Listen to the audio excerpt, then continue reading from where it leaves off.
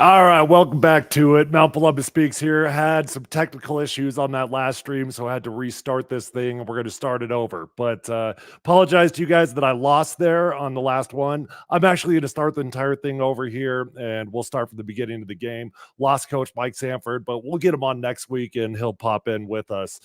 Before we start the stream off here, I want to take a second to thank my sponsors. Revitalized Health. Man, I'm going to tell you guys right now, I have been working with my friends over there at Revitalize Health now for seriously 7 years. I would not keep going over there for 7 years unless they've made a huge difference in my life. They've got 3 locations. They're close to you no matter where you live. Guys, they can help you out with testosterone, peptide therapy, hormone replacement, medical weight loss options. Whatever your body needs, they're going to come up with a customized game plan, and you're going to feel so much better. They're going to help you look better. They're going to help you feel better. They're going to help you sleep better. And who does not want all of those things? They'll come up with a customized game plan for your body, your needs. I'm telling you, you're going to feel amazing. So check them out online at revitalize-health.com.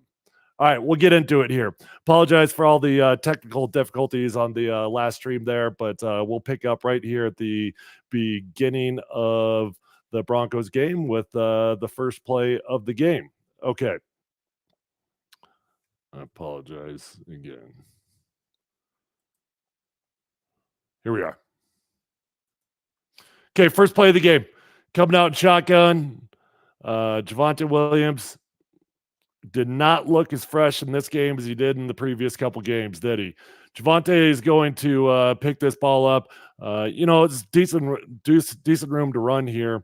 The offensive line did not get any movement, so he's got to bounce it out to the right hand side. Does the best that he possibly can. Does not get much gain. The Broncos offense as a whole really struggles in this game. Clearly, Bo Nix goes into the fourth quarter with 27 passing yards, maybe 29, give or take, somewhere in that ballpark.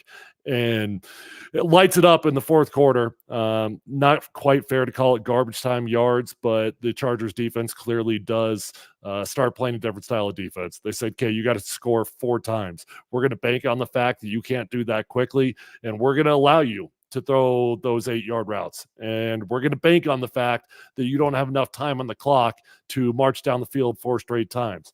So at the end of the game, Bo Nix does get it going. But man, the early goings were rough, really, really rough for Bo Nix, for the Denver Broncos offense. I thought the Broncos offensive line did not have a great day as an entirety. And we're going to dive into it all here. So we'll get more into it as we go. But second play of the game. Okay, we've got 2 tight ends up top. Okay, I'm going to freeze it right here. Okay, if you look at the top of the screen, you've got 45, you got 82. 72 and 74, your left tackle and your left guard, they're really going to be in good position here. Actually, matter of fact, I love everything from 72 back to 79. Garrett Bowles is going to climb up to the second level, get to him. Ben Powers is going to stretch 54, 77. They're going to wheel their guys off. It's just the 2 tight ends on the left-hand side that do not get very good momentum there. And because we end up tossing this ball, I don't know why, but Javonte probably misses a cutback lane there and could have put his foot in the ground and gotten downhill.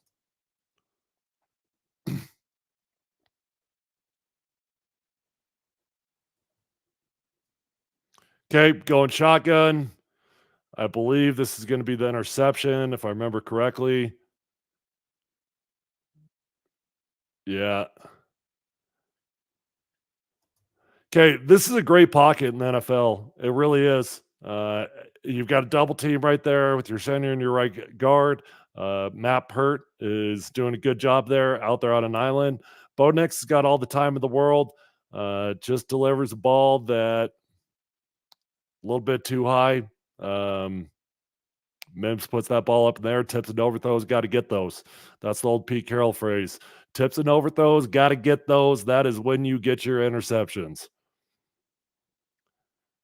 All right, next drive. By the way, Broncos went about 10 minutes of probably 15 minutes of real time of sitting on the bench before they come back out here. So they're nice and cold, and they looked like it.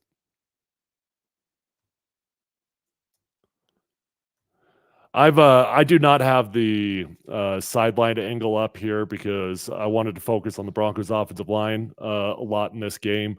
So I apologize if you want to see the sideline angle. I'm actually going to do another video a little bit later, focusing in a little bit more closely on Bo Nix and the throws. But for now, this one's going to be the end zone shot. Jaleel does a good job just making a play right here, quite frankly. I mean, simple little swing pass out here to Jaleel. Not much space, makes a good jump cut. Dude is a shifty football player now.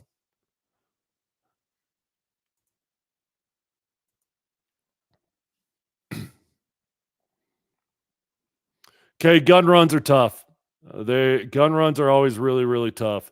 If you just look at this from a strategic point of view, the mechanics of running the football out of shotgun, well, there's really only one way to run the ball. You got to run across your quarterback. Very tough to hand the ball off to the right and run to the right. There are some ways you can do it. You can do tosses, but for the most part, you're going to go zone away from your running back, and everybody knows it. That being said, I do like this box here. This is a clean look. They've really only got 5 guys in the box, 6 walks up here last second. But numbers are okay here.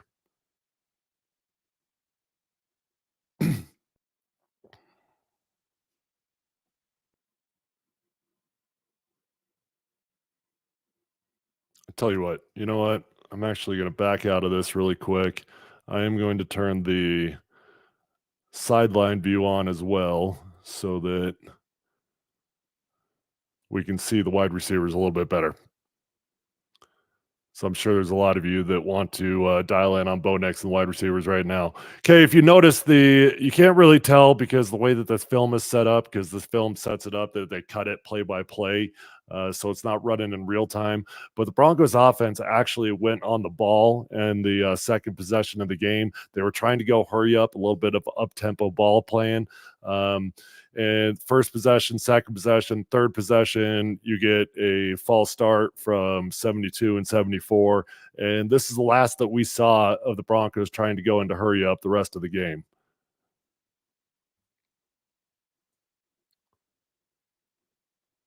Try to see if something drew him off sides or what, because nah, Garrett just, if you watch, Garrett goes, then 74 sees Garrett go.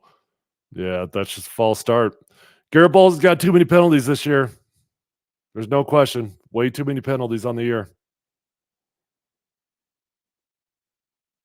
Kind of reverting to old bad habits right now. Okay, again, this is great protection from the offensive line.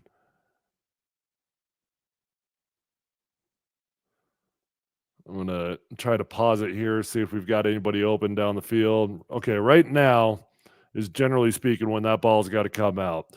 All right, he doesn't like his 2 little crossing routes right there. Nobody's opened up just yet, and your deeper throws have not come out. So I'm probably a little bit ahead of when this ball's got to now.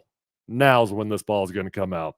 And if you watch, he's got some options. He's got 85 coming across the bottom of the screen. You got the deep dig up top, up there by the 50-yard line. Bo doesn't like it, scrambles out, and there's nobody to throw the ball to. Miracle, he gets this ball out. I think this is a missed opportunity. There were places to put this football on this throw. And the reason why I really feel like that, look at that protection. Look at that. Look at that. He's got all day. Right there. 85 is wide open. We already showed you the guy's deeper down. Doesn't find him. Can't see him. Starts running around like a chicken with his head cut off. Throws the ball away smartly eventually.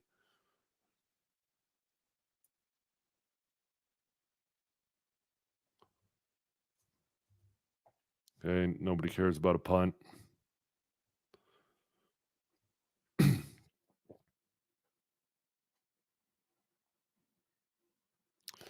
All right. We've got a little gadget play here to Troy Franklin.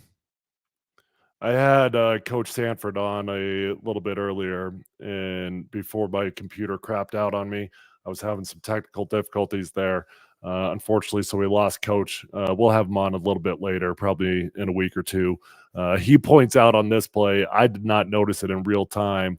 Watch the effort from 14. Cortland Sutton, your captain. Look, I'm a huge fan of Cortland Sutton, but Cortland does not do a good right there. 14's at the top of the screen. Effort's probably the wrong word. Execution would be a better word. Not necessarily a lack of effort. Poor execution from 14 here. If you get a block from Cortland Sutton, you got a big play.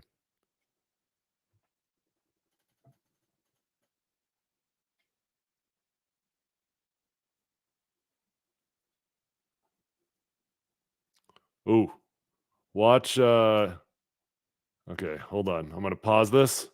Watch your right tackle, number 79, gets away with getting out a little bit early. I'm okay with it. I love it. I lived life on the edge as a right tackle all the time. I was constantly trying to time the snap count. It's only a false start if you get caught, but he's got to be careful because this was just a touch too early.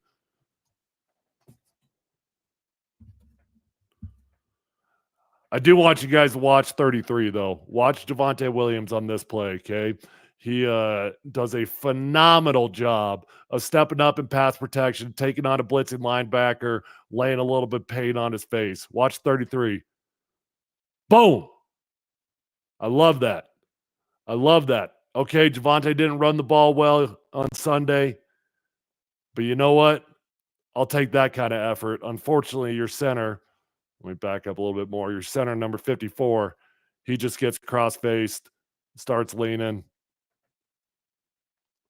forces Bo out of the pocket. Bo is at his best when he's on the run, though, and I don't want to take that away from him. I like that Bo Nix is using his feet. He's got great feet. Keep using it, man. Pick up 4 or 5 first downs a game with your feet if you can.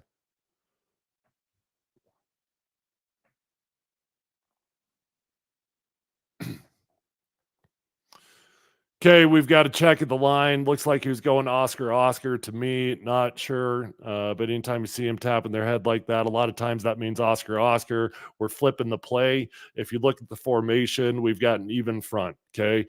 Everything looks the same. You've got a tight end off the line on the right side. You got a wide receiver just a couple yards out on the ball on the right side. On the left side, you got a tight end off the ball. You got a wide receiver just a couple yards on the ball outside of him.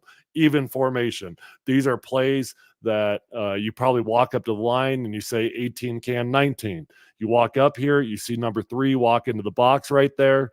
Bo says we don't like it. We don't like the numbers running to the right. So we're going to go can or Oscar, and we're going to run this ball to the left. I think. I actually haven't watched it, but I think. Yeah.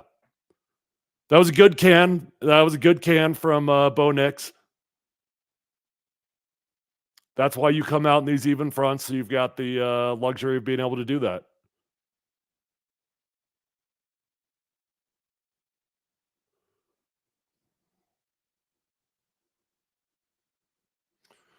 Okay, your backup center does not have the best of games. He does his best. Alex Forsyth is a competitive football player, but gives up way too much ground right here. The center, excuse me, let me try to get back to the beginning. Okay, so I believe the offensive line's going to 5-0 call here. Okay, so we've got 5 guys for their 5 guys. So everybody's going to get manned up in an ISO block. Quinn Miners ends up not needing to block anybody, so he comes back looking for work. Ends up doing a great job of helping out 74. But your center just gives up way too much ground.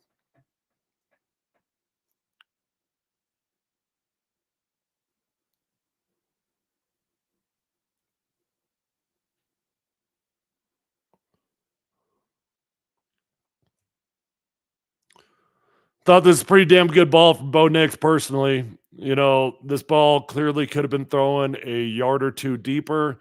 I think that his wide receiver needs to make a play for him, though. That's my opinion. I know other people feel differently. My opinion is You put that ball close enough, you gotta put your hands up, rather than trying to catch that ball with your body, Marvin Mims, go up and catch that ball with your hands, make a play for your quarterback.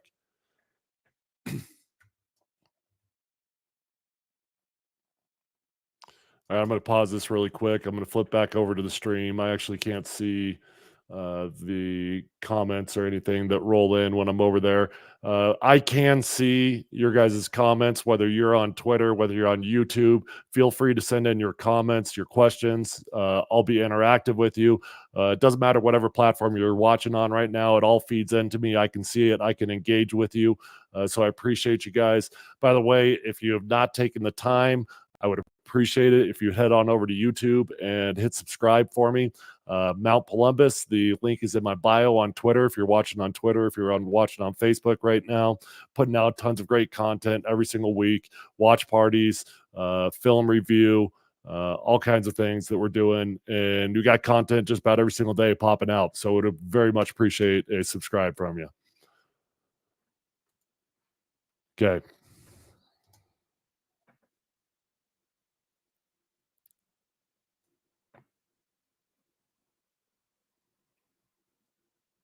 All right. I like this little run from Javante here.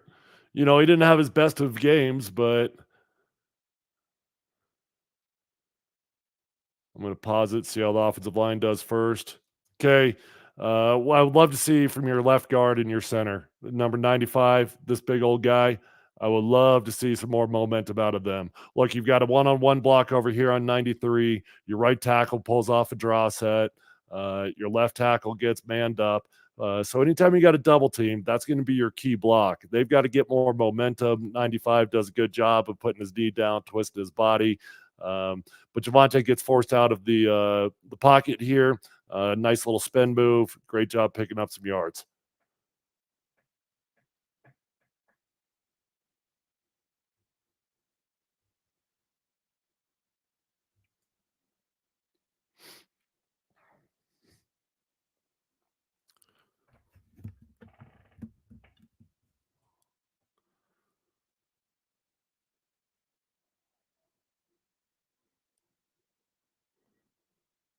Okay. Another gun run. We're going to go a little cross flow action from our tight end. Our tight end up top here on the right side of the screen as we look at it, their left. He's going to go cross flow. We're going to leave 45 unblocked. This is a good opportunity to try to get a cut block for tight end coming back on 45. If you watch, I think that Lucas Kroll actually wants to cut block him. Watch his head right here. It looks like he's going to go in for the cut block. He decides last second not to do it. He kind of gets caught in no man's land and doesn't get a phenomenal block because of it.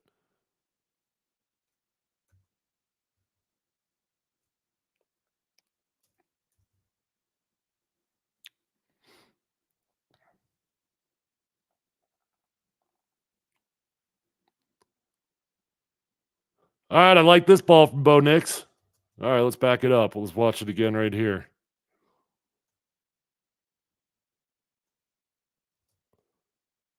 Okay. I like this. Okay. If you look at the top of the screen, that ball is coming out of Bo Nix's hands before Cortland Sutton has even gotten out of his cut. That's beautiful. That's the way it's designed to be. You get to the top of your drop, ball out. You know where Cortland's going. Cortland's got to snap his eyes around. Nice snag. Nice throw.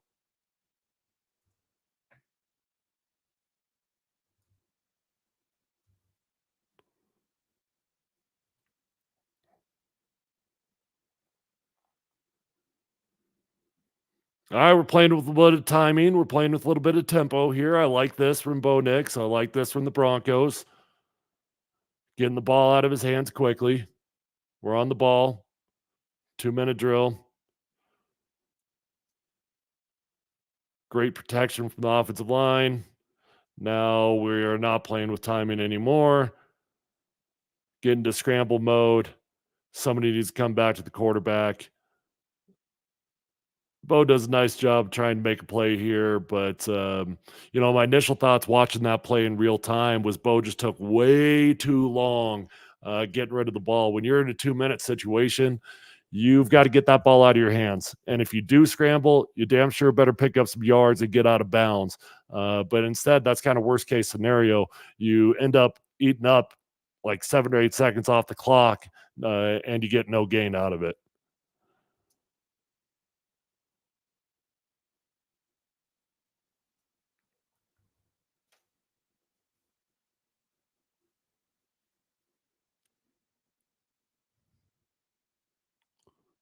This is a beautiful throw right here. Beautiful throw.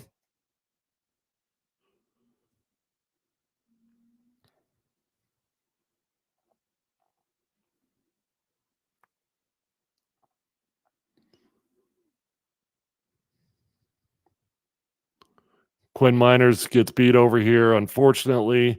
If you watch 77, your right guard, he gets beat right now, puts his arm around his neck, gets called for holding, and unfortunately, an enormous play to Cortland Sutton gets called back. If it's not this, it's that.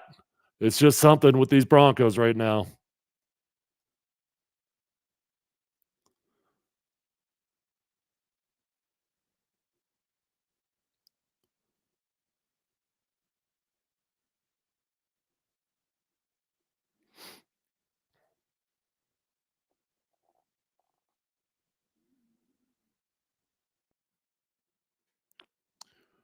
Pretty damn good protection. This was a dangerous play right here. I do not like this throw from Bo Nix. This is a bad decision. You roll out to your left. The last thing you want to do is throw crossbody. And if you do throw crossbody, I dang sure am not throwing crossbody for what is about a 15 to 20 yard throw, but it's really only about 6 yards actually going forwards. It's just a lot of time for a defender to catch up to it. Very fortunate here that nothing bad happens. Well, other than your tight end getting destroyed because of a bad ball. I guess that's bad if you're the tight end.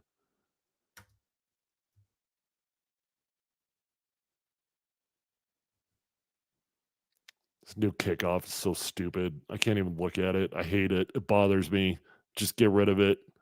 Make it in season change. Just get rid of it.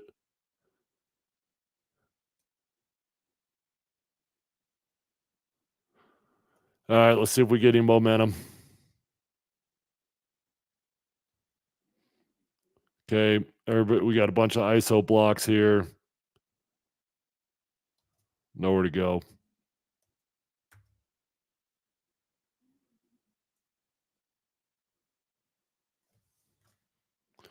Let me pause this really quick. Couple questions rolling in. Looking like Chargers had pretty tight coverage across the board. Product of the receivers, or concept, or both. I don't know that I actually agree, Charlie. I think that the Chargers have NFL coverage, meaning, yeah, it's pretty good coverage, but it's pretty normal in the NFL. And the windows you got to throw into in the NFL, they're smaller than they are in college football. And I showed a couple examples earlier in the first half of tight window throws that I thought Bo could get the ball off with. That being said, we don't have any wide receivers on this team. So, I mean, your question is valid. We've only got one. Well, we've got a couple. I like Vele. He's a great young football player. I obviously like Cortland Sutton. Um, you've got it in Josh Reynolds, but Josh is banged up right now. Don't love anything of what I've seen from Troy Franklin or Marvin Mims.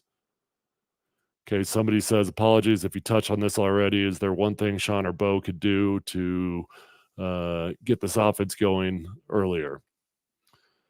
Well, I think they tried to do something in this game that you had not seen previously. They went up tempo on the second possession, and that is something that you can do to try to help out a young quarterback. Put him on the ball, try to play with some timing, try to play with some tempo. Unfortunately, on the third play of the possession, Garrett Bowles gets a false start, and you get backed up. You end up going 3 and out. They don't go back to it at all. At the end of the day, it's a boring but true answer. If you want to help out a young quarterback early in the game, get the damn running game going. Get it going. and you do have to stay committed to it because long term, if you want to take shots down the field come off of play action, not off of 5 steps, 7 steps, or desperation. You take your shots down the field off of play action. You get play action when you run the ball well. That's how you help out a young quarterback. All right, back to the film.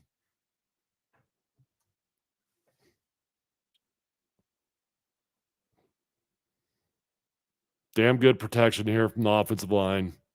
All right, I'm gonna back it up here. Let me get back all the way to the beginning. Okay, right about now is when you got to make a decision. Okay, you got Cortland Sutton, 14, coming on the dig route on the 30-yard line. I can't tell who that is up on top.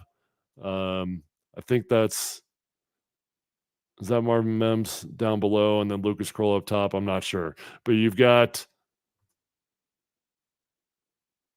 a couple options. There were not a whole lot of options to throw the ball to in terms of guys that are open, though. Love this protection from the offensive line, though. Beautiful. Garrett Bowles, okay. All right, buddy. I call you out. I call you out bad, so I'll call you out when it's good. Great finish, brother.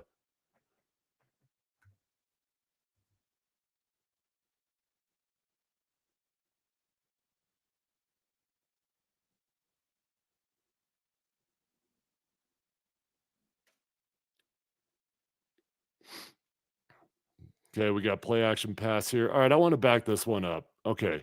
This is a good example of oh shoot, did I go too far?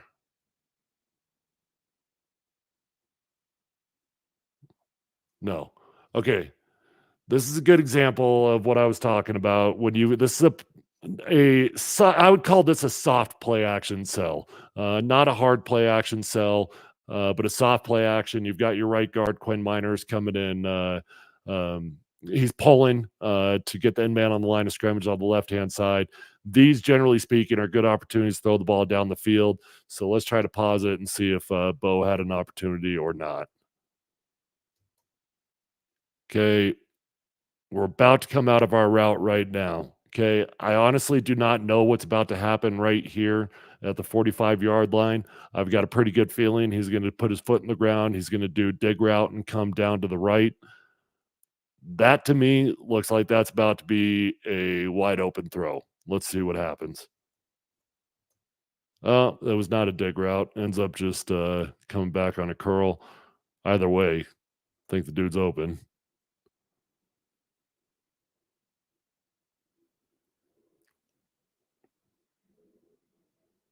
Probably had a pretty good opportunity to push the ball down the field to Cortland Sutton on this one. Garrett Bowles, though, man. Oh, this is the Houdini play. I'm sorry. I need to give this play the proper respect that it deserves. I was not watching the quarterback. All right, first off, before I give Bo Nix a pat on the back, got to talk about Garrett Bowles here. Okay, what goes wrong? Why does this happen? Why does 72 get beat so quickly? All right, I'll break it down. I'll tell you why. Okay, right here. When you start, no, let me back it up a little bit more. Okay, right here. Okay, I want you to look at 72's shoulders right now, and then I want you to look at the white line right in front of him. Okay. His shoulders are perpendicular, um, parallel, excuse me. English is hard. His shoulders are parallel with the white line that is right in front of him. Okay. You want to keep your shoulders parallel to the line of scrimmage as long as you possibly can. So when you take your first kick, the last thing you want to do is open up that left shoulder. If you open up that left shoulder, that means your left foot's probably going behind your right foot. The second you do that, you're giving a short corner to that defensive end, which means he's going to be able to run that hump on you and get over the top and probably get a sack really quickly. And if you watch this on pretty much the first kick, Garrett ends up opening up his shoulders. By the second kick, he's damn close to being perpendicular with that white line rather than parallel with that white line. The longer you can keep your shoulders parallel with the line of scrimmage in front of you, the better it's going to be. Okay, right there. Look at that. Look at that. Now look on the other side of the screen at 79. That's what it's got to look like. Your right tackle on the other side of the screen. That's what you want it to look like. Now, granted, it was a far less dangerous situation for 79 that he had to try to kick to than Garrett Bowles had. Garrett Bowles is on an island, so it's a different type of set.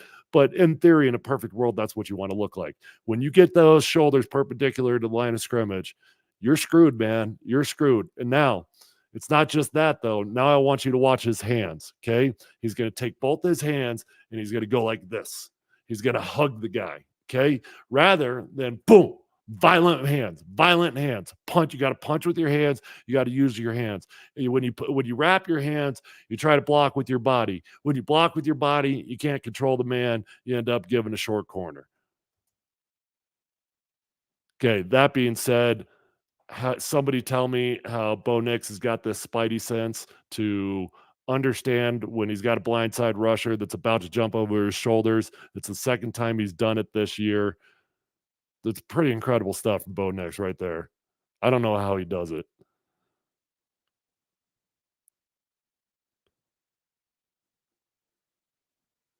Tips and overthrows, got to get those. Another very, very dangerous situation for Bo Nix right here. Ends up getting that ball batted. Easily could have been an interception.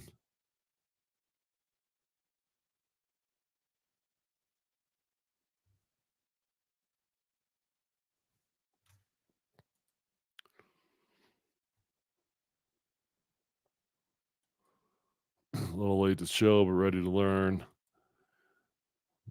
It looks like things are obvious, so why does coaching play calls the same obvious concept? Why not shake it up a bit?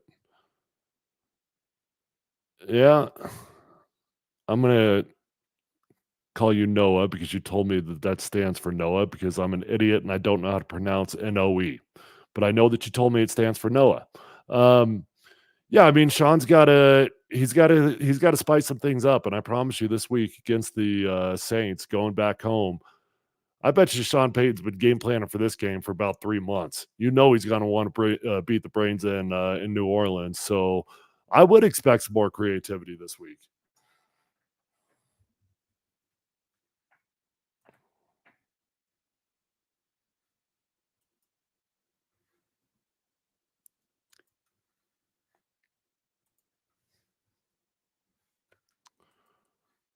Alright, let me get back to this, sorry.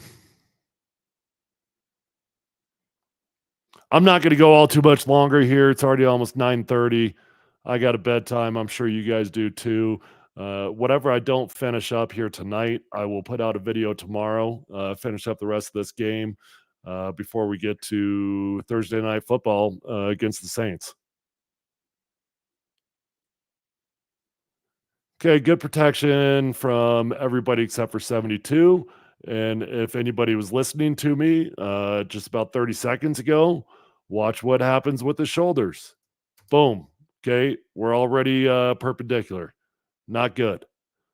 You're in a bad situation. Look across the line of scrimmage. Look at 79. That's what we want to look like. Your backup right tackle doing a pretty damn good job. He's got good length over there.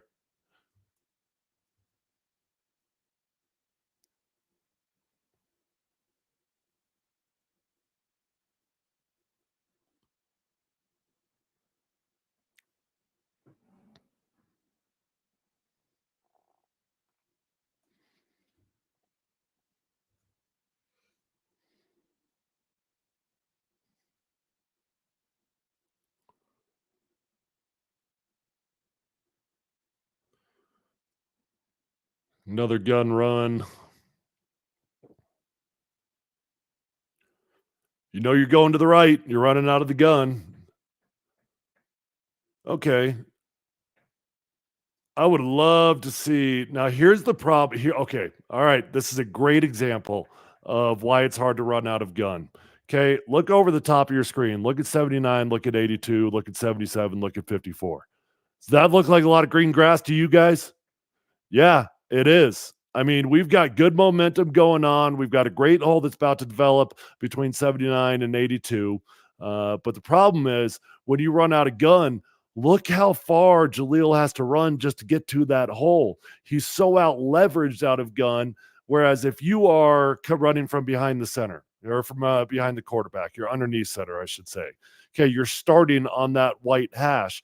By the time these two would be connecting, Okay, he wouldn't be getting the handoff where he is right now. If he's underneath center, he'd be getting that handoff somewhere over here behind Quinn Miners. Okay, so by the time he gets that ball, he's already in position to put his foot downhill and get going. Look, you have to run out of guns, so I'm not making fun of the Broncos or calling out the Broncos for running the ball. No, you got to break tendencies. So when you get in gun, you got to be willing to run the football. I'm just explaining the challenges of why it's hard to run the ball out of gun.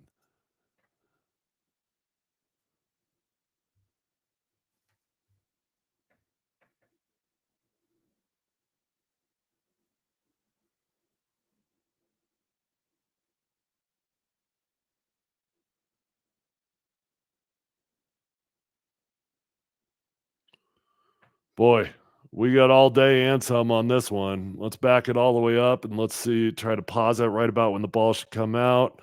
Right about now is when this ball should be coming out. I do believe we've got an opportunity to throw this ball to 85. Yeah, maybe good decision. Maybe good decision. He closes down on that pretty hard. I can't tell if he closed down after he thought Bo Nix was already running or not, though. That's the problem. It looked like he might have closed once he thought Bo was running. Let's check out the pass protection.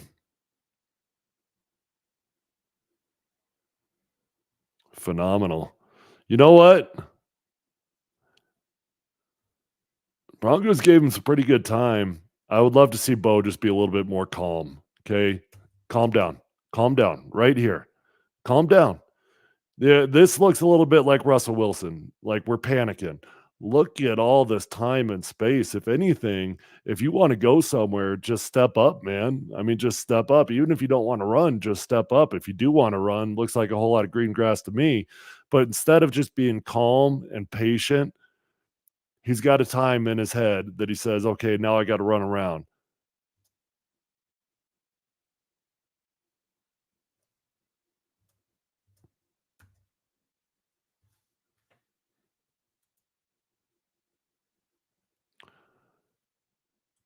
All right. I tell you what, why don't we hit pause there? I'm going to take the rest of the night off, watch a little TV before I get in bed. I appreciate all you guys that tuned in here. Again, Mount Columbus Speaks. You can find me on YouTube, on Apple Podcasts, on Spotify, wherever you want to consume this content. I am trying to live there. So please do me a solid. Go subscribe for me. I'm officially that annoying YouTuber saying, hey, hit that like button. Won't you subscribe? Thanks. Bye. Love you guys. Mount Columbus out.